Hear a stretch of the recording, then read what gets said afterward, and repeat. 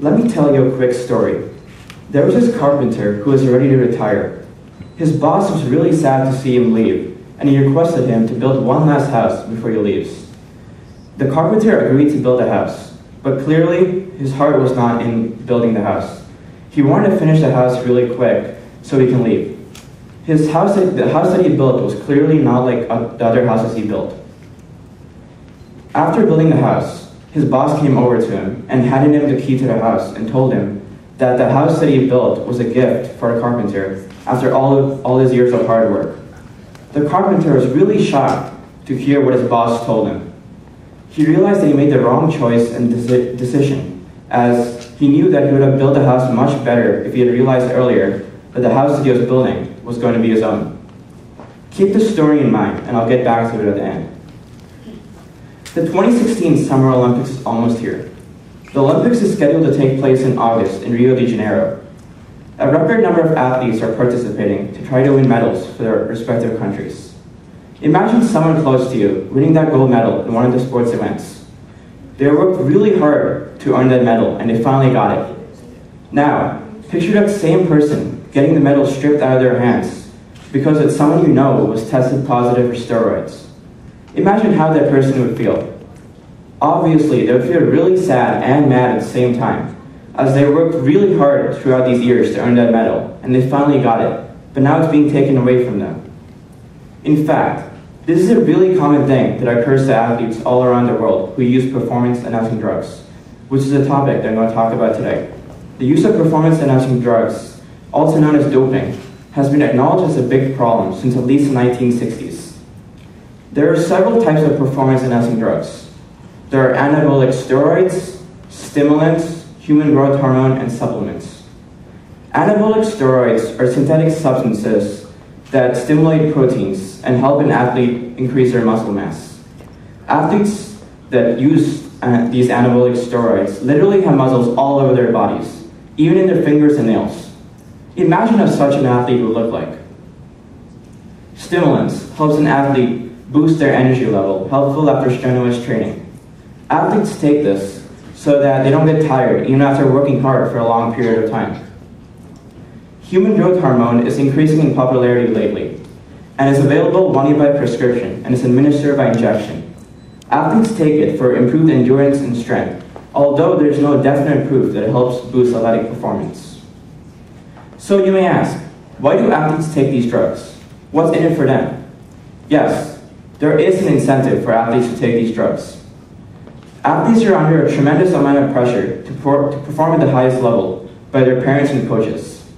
Taking these drugs gives them an advantage over their fellow competitors, as they can become a better, bigger, and stronger athlete faster. Taking these drugs is like a shortcut for these athletes. Who doesn't love taking shortcuts? Why go the long way when you can go a shorter way to accomplish the same thing? The supporters of these drugs also argue that taking these drugs helps improve the rating of the sport, as the athletes who take these drugs make sports more entertaining to watch, as such a sport like baseball, for instance, would be really boring to watch if there were less towering home runs being scored. I mean, why would you want to watch singles and doubles scored when there's a chance to watch home runs being scored?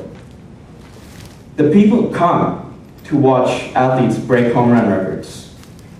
The people come to watch bikers ride as if they got rockets attached to their bikes.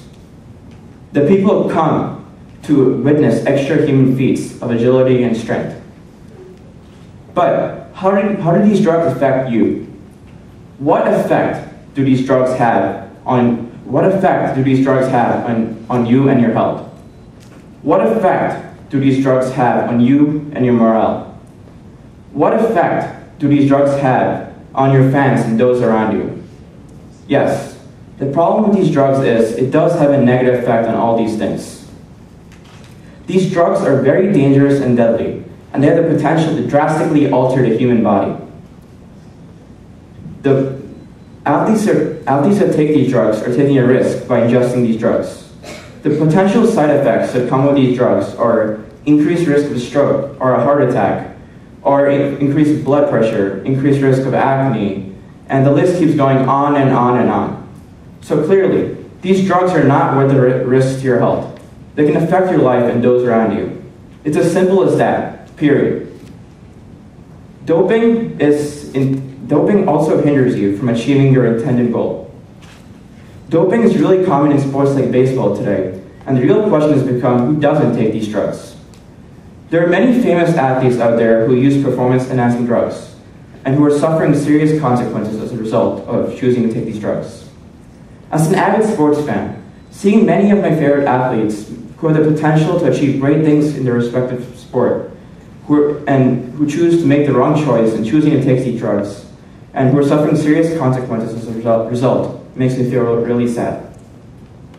Let me give you some examples of athletes who are suffering serious consequences as a result of choosing to take these drugs. First, does anyone know who this player is? Anyone? Yes? Yeah. Yes, it's Alex Rodriguez. He's my favorite baseball player in the New York Yankees.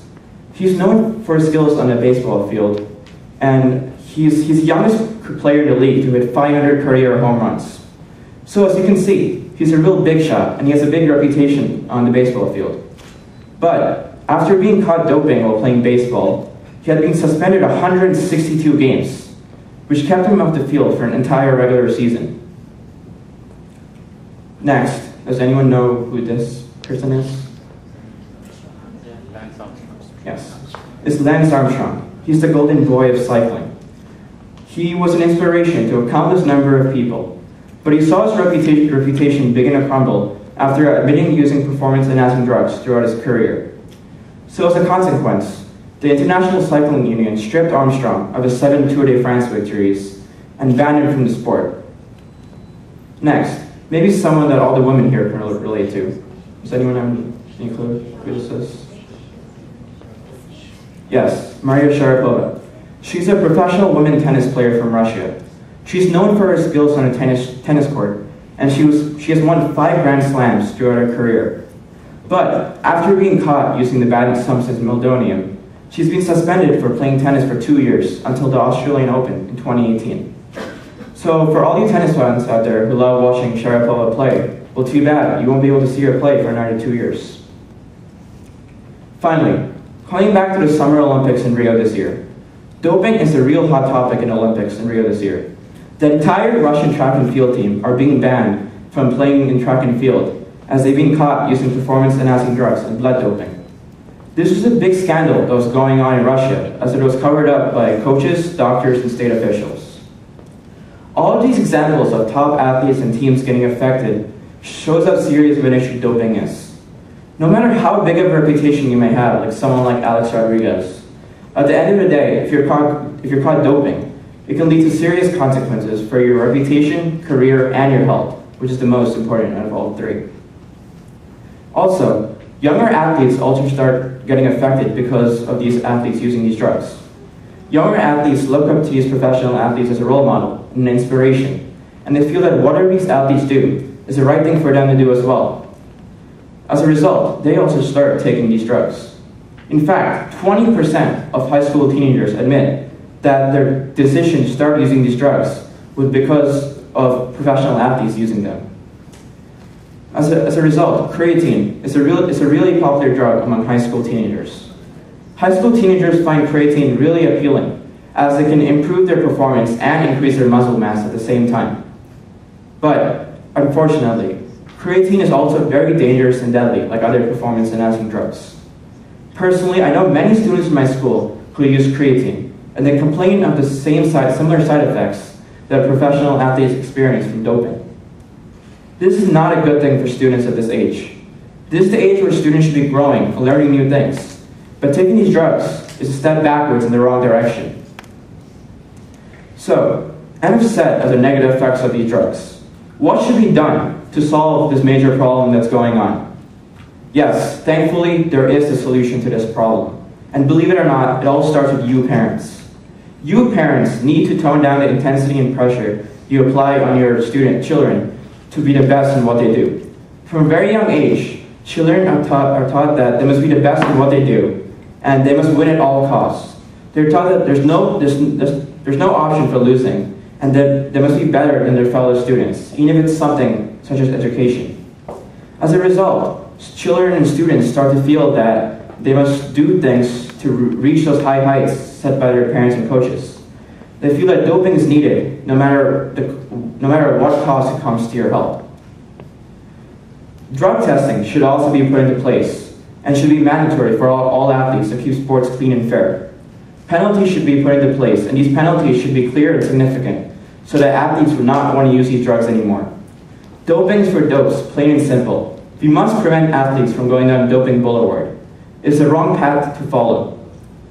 Gaining a competitive advantage is not with the risk of a stroke or a heart attack or any damage to your health in the long run. The students should also be given a moral education on ethics and values so that they make the right choices in the future. Now, coming back to the carpenter story. You are the carpenter of your own life. The choices that you make helps build that house for tomorrow. So, it's important to make the right choice to go back after you build that house. And in this case, the right choice to make is plain and simple. The right choice to make to give you a great house to live in tomorrow is to say no to dope. Thank you.